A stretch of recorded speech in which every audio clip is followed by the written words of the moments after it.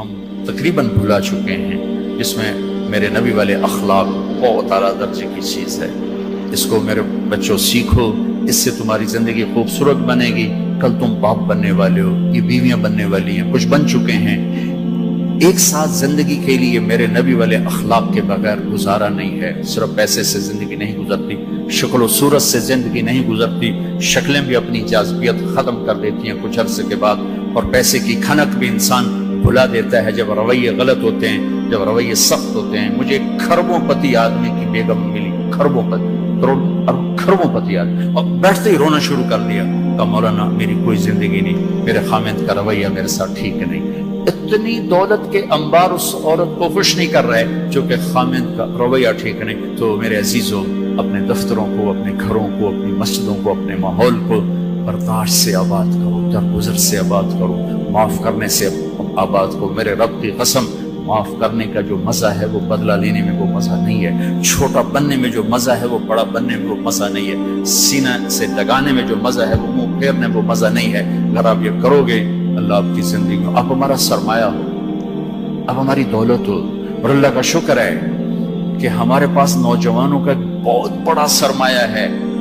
سارا یورپ پھرا ہوں، مائنس میں نسل جا رہی، مائنس، سکول بند ہو رہے ہیں، بند ہو رہے ہیں، بند ہو رہے ہیں، ہر سال سکول بند ہو رہے ہیں، ہمارے ہر سال کھل رہے ہیں۔ اللہ کا فضل ہے، کم بچے خوشحال گھرانا بھی شور مچدا پیا، پر اللہ دے فضل نال ڈگے دے وچ بھی بچے بیٹھے ہوندے ہیں۔ صبح رکشاں دا حال ویکھیا کرو، بندے تے بند چھوڑ تے چھوڑ چڑھیا ہوندا ہے، کوئی لٹکا ہویا، کوئی چھڑے ہویا، لگدا ہے نا ہنے پاسا پر دی جاونا ہے۔ اللہ کے فضل سے ہمارے تو، اور میں وہ پی سی ہوٹل میں تھا، وہاں کوئی میرا بیان تھا، وہ پی سی وہ مری، تو وہاں میں نے دیکھا گڈی اندر بڑی تے ڈگی بھی بھری ہوئی تے اندر بھی بھرے ہوئے سارے۔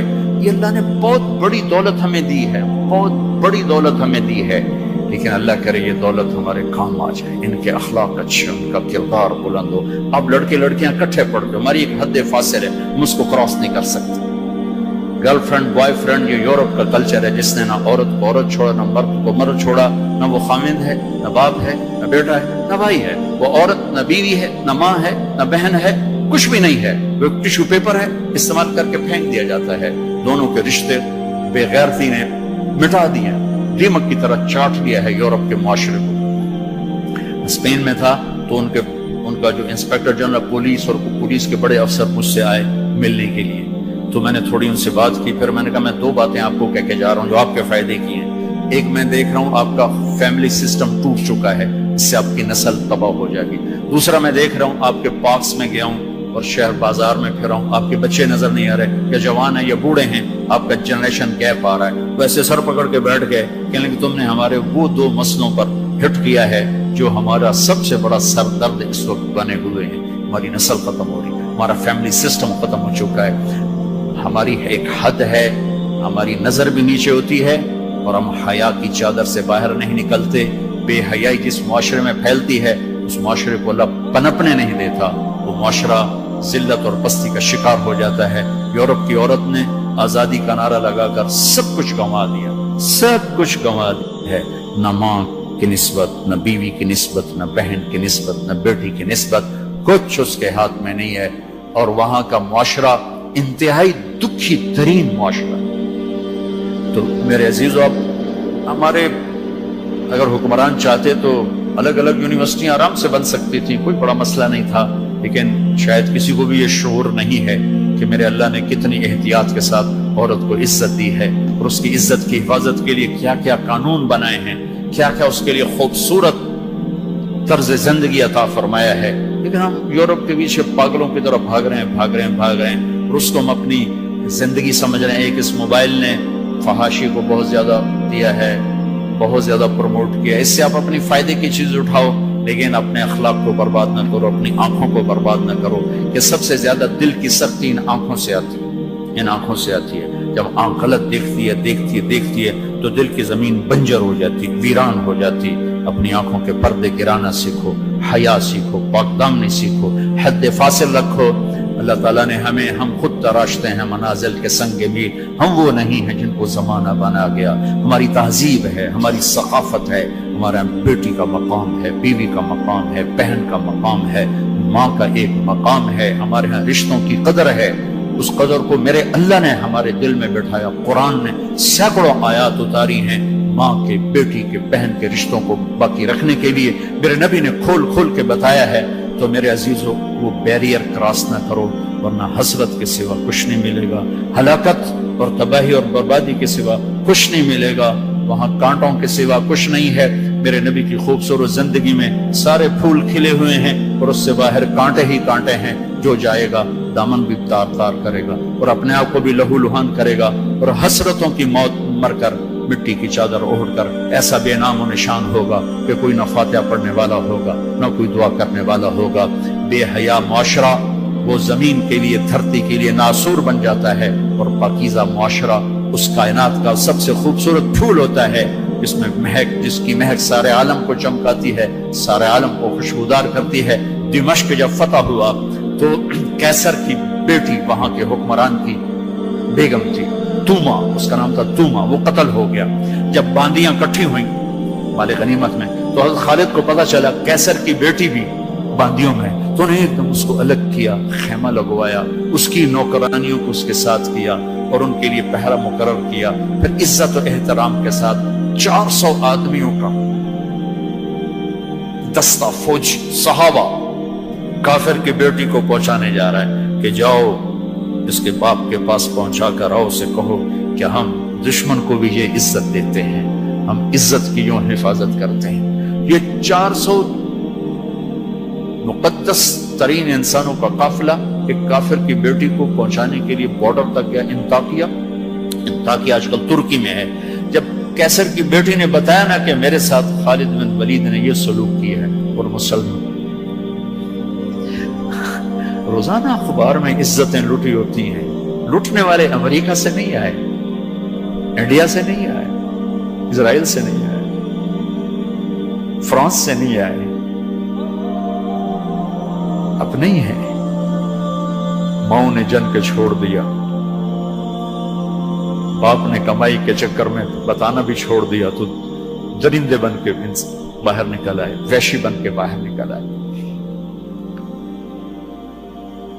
یہ کوئی امریکہ کی سازش ہے؟ روزانہ عزتیں لٹ رہی ہیں. جب کیسر کو پتا چلا، اس کی بیٹی نے بتایا تو کیسر رونے لگا اور اس نے کہا جس قوم کے یہ اخلاق، ایک دن آئے گا کہ میرے اس تخت کے بھی مالک ہوں گے جس پر میں آج بیٹھا ہوں. اور 6 مہینے بعد وہ ہوا.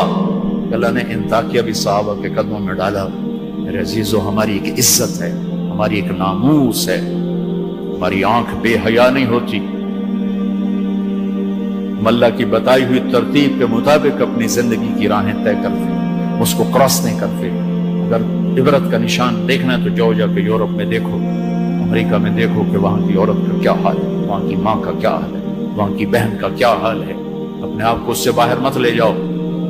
علم ضرور حاصل کرو، تعظیم مت لو. مغرب میں تو سورج ڈوب کر اعلان کرتا ہے کہ مغرب ڈوبنے کی جگہ ہے، ابھرنے کی جگہ نہیں ہے. ابھرنے کے لیے اللہ نے مشرق کو بنایا ہے. تو اپنی تہذیب کی، اپنی عزت کی، اپنی ناموس کی حفاظت کرو، اپنے استادوں کی قدر کرو. جس سے پڑھو اس کے سامنے ساری زندگی سر جھکا کے چلو، چاہے وہ اچھا ہے برا ہے. اگر تمہارا استاد ہے ساری زندگی اس کے آگے سر نہ اٹھانا. اللہ تمہارے علم میں برکت دے گا، تمہارے علم میں برکت دے گا. اگر استاد کو بے عزت کرو گے تمہارے لیے علم کے دروازے بند ہوں گے، خیر و برکت کے دروازے بند ہو جاؤں. یہ بھی باپ کے درجے میں ہے. تمہارا استاد بھی ایک باپ ہے جس کی پشت سے نکلے ہو، ایک ماں ہے جس نے تمہیں گود میں پالا ہے، ایک ماں جو تمہیں، ساس بھی تمہاری ماں ہے، خالہ بھی تمہاری ماں ہے، پھوپھی بھی تمہاری ماں ہے، استاد تمہارا باپ ہے. ان سب رشتوں کی عزت کرنا سیکھو، قدر کرنا سیکھو. سب کچھ لوٹ کے اللہ تمہاری جھولی میں ڈالے گا. تمہیں خوبصورت زندگی گزار کر جب اللہ کی بارگاہ میں پہنچو گے تو اللہ کے محبوب کے ہاتھوں سے جام کوثر سب سے پہلے پلائے جاؤ گے اور عزت کے ساتھ اللہ کی جنت میں داخل ہوگے اور اللہ پاک کے دربار میں عالی مقام لے کر ہمیشہ کی زندگی پاؤ گے. یہ تو دکھوں کا جہان ہے. تم خود سوچو، جب آدمی آبزرویشن میں بیٹھا ہو تو سکھی ہوتا ہے کہ تنگ ہوتا ہے کہ یار وی سی صاحب دیکھ رہے ہیں، یار وی سی صاحب دیکھ رہے ہیں، یہ کیمرہ فٹ ہے، یار کیمرہ فٹ ہے، یار کیمرہ فٹ ہے، یار کیمرہ لگا ہوا ہے. میرے اللہ کے کیمرے یہ 2 کرامن کاتبین ہر وقت ہمیں آبزرویشن میں لیے بیٹھے ہیں. موت تو چھٹی کا نام ہے. اگر اللہ راضی ہو گیا تو موت چھٹی، سیدھے اللہ کی رحمت میں پہنچ گئے. تو سارے بچے اس کی نیت کرو، ارادے کرو، اللہ سے مانگو. وہ خوبصورت زندگی لے کر جاؤ جس پر پھر یہ سارے مزے اللہ آگے تمہیں کھانے کے بھی پورے کر دے، شادی کے بھی پورے کر دے، گھروں کو بھی پورے کر دے، اور عزت کے بھی ہو جائیں، کامیابی کے بھی ہو جائیں، اللہ پاک سے لینے والی بھی بن جاؤ۔ 5 فٹ نالا سے کی کرنا ہے؟ یا تو ہم گھستے گھستے 5 فٹ کے ہو کے رہ گئے۔ ہمارے بابا آدم 130 فٹ کی ہائٹ تھی، اما ہوا 130 فٹ کی ہائٹ پر تھی۔ یوسف علیہ السلام کو تو لوگ جانتے ہیں سب سے خوبصورت تھے، عورتوں میں سب سے خوبصورت کون تھا یہ کم معلوم ہے، حضرت حوا سب سے حسین خاتون تھی، سب سے حسین حضرت حوا، دونوں اما ابا 130 فٹ کی ہے۔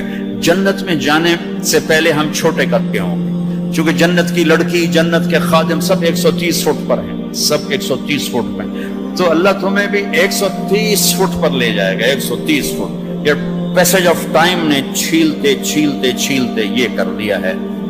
10,000 سال نے ہمیں گھسا گھسا گھسا گھسا گھسا کے 5 فٹ پہ آگے کھڑا کیا ہے۔ واپس جاؤ گے 130 فٹ، آدم بھی، حوا بھی، جنت کی حور بھی، یہ خواتین بھی، آپ بھی سب 130 فٹ پر جاؤ گے۔ اور جنت کی عورت کو اللہ نے مشکمبر زعفران کافور سے بنایا، سورج کو انگلی دکھائے سورج نظر نہ آئے، سمندر میں تھوک ڈالے شہد سے زیادہ میٹھے ہو جائیں، مردوں سے کلام کرے ان میں زندگی کی روح پھونک دے، کلائی نمودار ہو جائے، 7 آسمان کے اندھیرے 7 زمینوں کے اندھیرے روشنیوں میں تبدیل ہو جائیں۔